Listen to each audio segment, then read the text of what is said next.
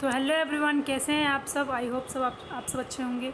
मैं आपका स्वागत करती हूं मेरे चैनल पे जिसका नाम है इंटरेस्टिंग थियरी। ओके, तो हमने चैप्टर 2 इकोनॉमिक्स का चैप्टर 11 स्टैंडर्ड का इकोनॉमिक्स चैप्टर नंबर 2 स्टार्ट किया था। ओके, प्रीवियस लेक्चर्स में आपने देखा था कि हमने इंट्रोडक्शन देखा था अबाउट मनी। देन आफ्टर हमने देखा था बार्टर सिस्टम क्या होता है उसके बारे में हमने डिटेल देखा था। देन आफ्टर हमने डिफ़िकल्टीज़ इन बार्टर सिस्टम देखा था। There are 5 type of difficulties, इसका मैंने आपको स्मार्ट कोड बताया हुआ था।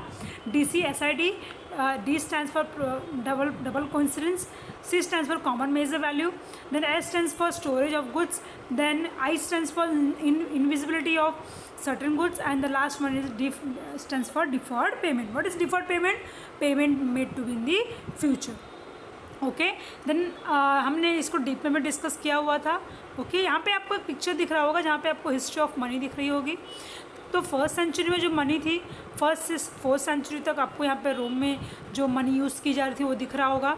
देन 4th से 12th तक यहाँ पे नेक्स्ट मनी थी। देन फ्लोरेंस 13 से 15th सेंचुरी में थी। देन 17 से 18 आपको नीदरलैंड की करेंसी दिख रही है। देन आपको स्पेन की दिख रही है 18 से 19, एंड देन 19 से 20 दिख रही होगी पाउंड आपको, British coin. And last 20th centuries में आपको यूनाइटेड स्टेट ऑफ की डॉलर की करेंसी आपको यहाँ पे देखने के लिए मिल रही है। ओके, तो बेसिकली हम लोग यहाँ पे देखेंगे बार्टर सिस्टम से क्रिप्टो करेंसी तक का जर्नी। नंबर 1 देखो, बार्टर सिस्टम कब एग्जिस्ट करता था। 9000 BC, that is before Christ. Okay, then 1200 BC में कॉरी शेल्स आया। देन मिंटेड कॉइन आया 700 BC। देन 1700 से 19 से 1887, 70 से 1930 से AD। अच्छा, आपको यहाँ पे BC और AD दिख रहा होगा। BC जो एरा था, पीरियड था, वो बिफोर क्राइस्ट एरा था। और जहाँ पे AD दिख रहा है आपको, ये एना डोमिना का ईयर है।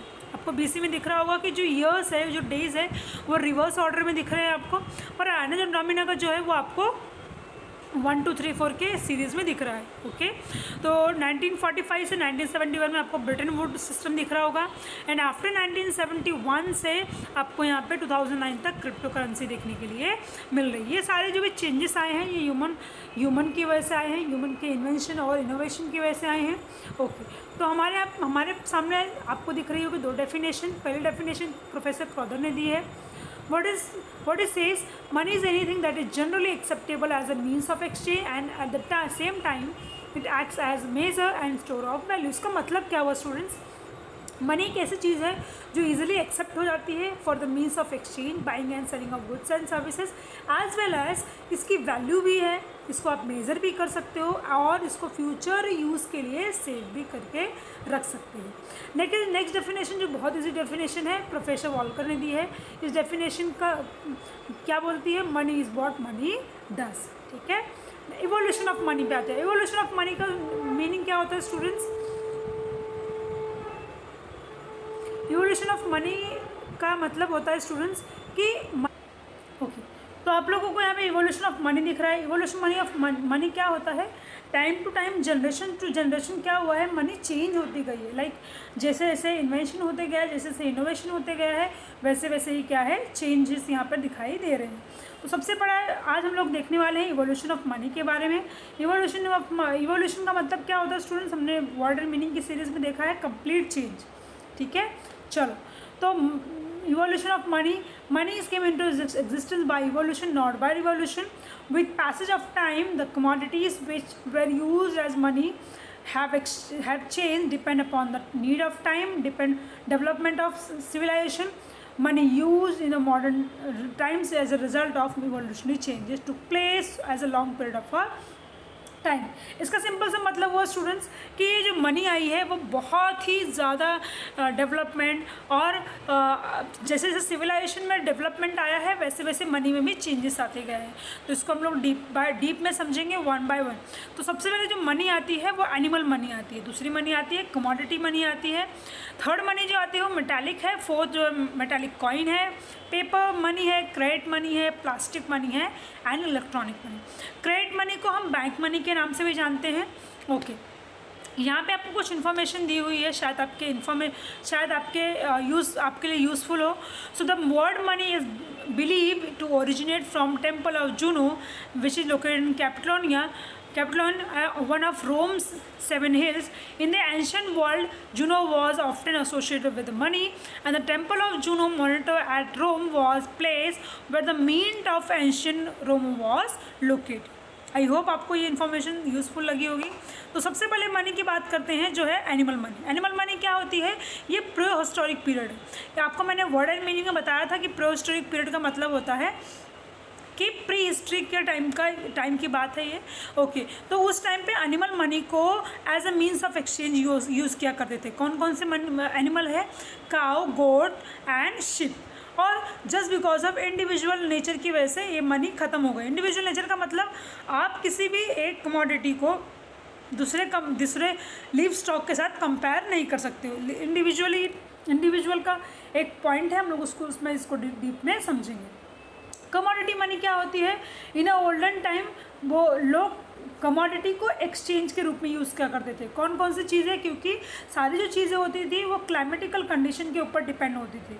तो यहाँ पे कौन कौन सी चीज़ है? एनिमल मनी है, ग्रेन है, शेल्स है, फीदर्स का मतलब पंख होता है, टस्क मतलब हाथी के दांत होते हैं, salt, rare articles and stone were use as a medium of exchange. पर इसमें भी प्रॉब्लम आ रही थी। कौन सी problem? Due to problem of storage of such commodities metallic monies came into existence. अब मेटालिक मनी क्या है?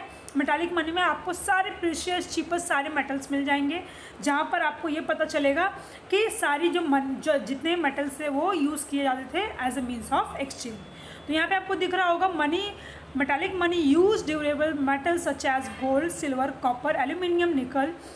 And however just because of scarcity precious metal, scarcity precious metal का मतलब होता है जो प्रीशियस मेटल्स है अगर इतने ज़्यादा फॉर्म में उसका यूज़ होगा तो एक टाइम ऐसा आएगा कि वो ख़त्म हो जाएगा। एंड वो बहुत एक्सपेंसिव भी थे, जैसे गोल्ड एंड सिल्वर की बात करें तो just because of this it next monies came into existence that is called as metallic coins.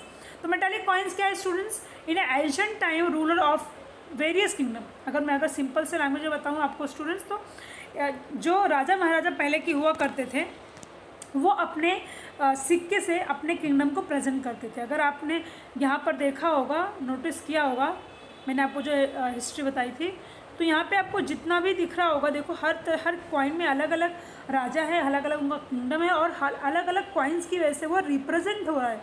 अलग अलग आपको देश के नाम भी यहाँ पे दिए गए हैं। आई होप आपको समझ में आ रहा होगा। तो नेक्स्ट मनी है हमारे मेटालिक कॉइन। तो एंशिएंट टाइम में ruler of various kingdom use small pieces of metals and affix their seal on them. Just because of seal की वजह से वो पता चलता था कि ये इस किंगडम राजा के राज्य का ये कॉइन है। Okay, with the passage of a time monetary system was taken over of government. अब थोड़ा टाइम बीतने के बाद क्या हुआ स्टूडेंट्स कि गवर्नमेंट ने इसको अपने अंडर में ले लिया।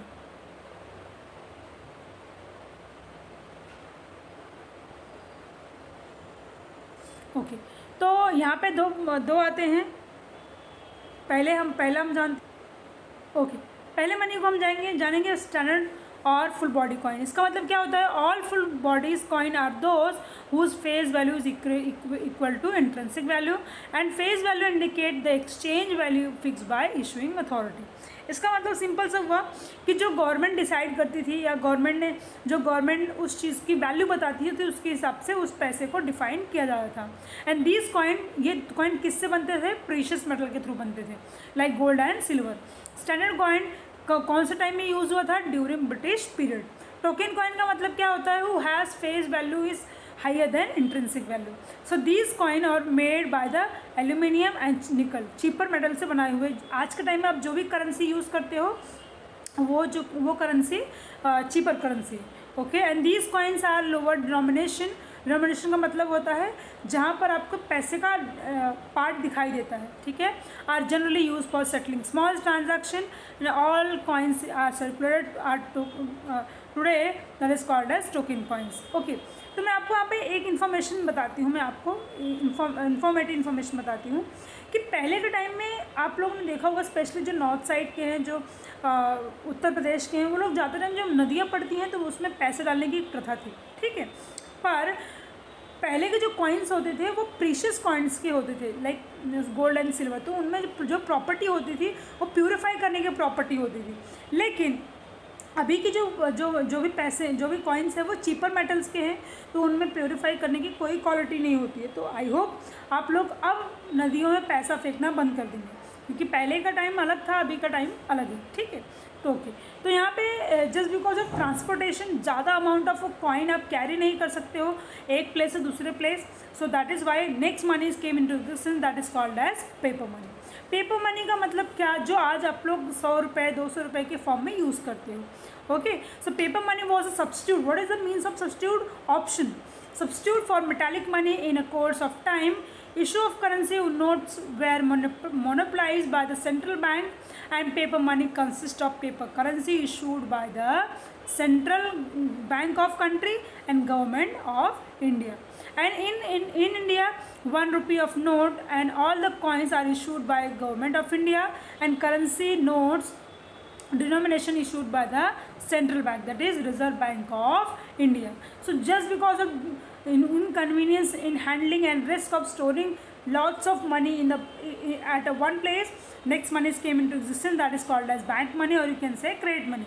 क्रेडिट मनी क्यों कहा जाता है इसे? बिकॉज जब आप अपना पैसा बैंक में सेव करते हो तो वो पैसा बैंक जो है दूसरे काम के लिए लोन पे दे देती है, तो मनी का सर्कुलेशन होते रहता है, इसीलिए उसे क्रेडिट मनी भी कहा गया। So bank money refers to deposit which are in the form of cash saved by people. It is used to create credit money. अभी मैंने आपको बताया कि अगर आप पैसा डिपॉजिट करते हो, उसी मनी को गवर्नमेंट बैंक दूसरे पर्सन को लोन पे पैसा दे देती है, इसलिए उसे क्रेडिट मनी कहा जाता है। This can be withdrawal transferable on demand by means of cheque demand draft, and cheque demand draft are the not actual money but credit instrumental. Credit instrumental का मतलब क्या कि एटलीस्ट आपके पास एक चेक है तो एक गवर्नमेंट अश्योरेंस दे देती है कि आपने इतना पैसा लेना है, अपना इतना पैसा विड्रॉल करना है। Okay, so credit money play an important role in the economic development. क्यों? क्योंकि जब तक पैसा लोन पे नहीं मिलेगा तब तक इकोनॉमिक डेवलपमेंट होना पॉसिबल नहीं है। इस छोटे से एग्जांपल से बताती हूँ। एक एंटरप्रेन्योर है, उसे अगर बिजनेस स्टार्टअप करना है तो उसे पैसे की ज़रूरत पड़ती है, और वो कहाँ पर जाता है? वो बैंक के पास जाता है, जिससे उसे पैसे की हेल्प होती है और उसका एक ओवरऑल इकोनॉमिक डेवलपमेंट हो पाता है। On the background of global economy, cashless transaction gain. अब आज के टाइम में आज जस्ट बिकॉज बैंक में एवरी टाइम जाना आना is not possible, so next money came into existence, that is called as plastic money. Plastic money का examples आप डेबिट कार्ड, क्रेडिट कार्ड ले सकते हो, ठीक है, तो इसे हम प्लास्टिक मनी के रूप में जानते हैं। But just because of small transaction और फर्दर इनोवेशन की वजह से नेक्स्ट मनी आया, जिसको हम इलेक्ट्रॉनिक मनी के नाम से आज के टाइम पे गूगल पे, पेटीएम या फ़ोन पे, ये सारे जो मीडियम्स है वो क्या है? Electronic money. So plastic money is easy to use in transaction due to advance technology. Debit card, credit card are used as a plastic money. Next money is electronic money.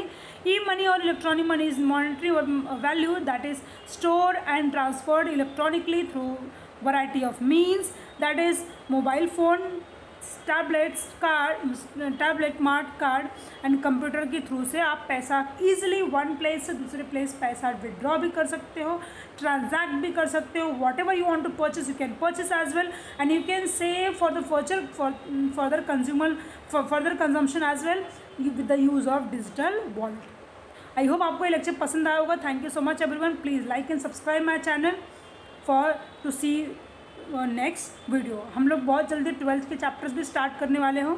I hope आपको lecture पसंद आ रहा है। Thank you so much. बीच बीच में मुझे लगता है जो इन्फॉर्मेटिव वीडियो आपके लिए बनानी चाहिए वो भी मैं बनाती रहती हूँ और अपने चैनल पे पोस्ट करती रहती हूँ।